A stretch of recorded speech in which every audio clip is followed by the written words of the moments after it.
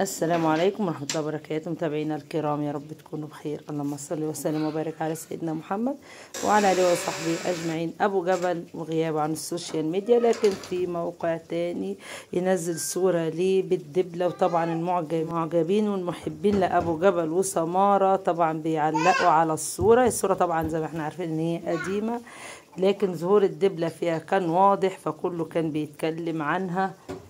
وكان في سؤال مهم جدا جدا جدا، رجوع سمارة لأبو جبل. قالوا طبعا رجعت، أكدوا الرجوع. الناس اللي كانت لسه بتشكك في الرجوع وقالوا ان هي رجعت من قرن.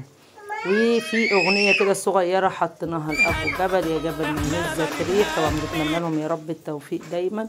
وكان في خبر مش كويس لأبو جبل، ان فيرا مدرب المنتخب المصري استغنى عن أبو جبل أو ما حطوش في التشكيل للمباراة الودية القادمة. طبعا مش هنتهز، يا جبل ما يهزك ريح، وإن شاء الله بنتمنى له كل التوفيق يا رب.